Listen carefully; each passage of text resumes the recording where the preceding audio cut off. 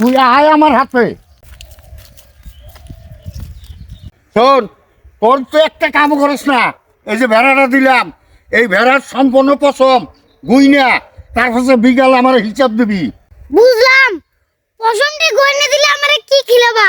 তোর পেট বইরে মিষ্টি গেলাম। এই যে আমি গেলাম।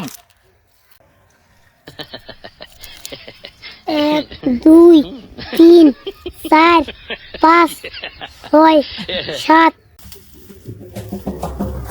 নানা, কিরে কি কস?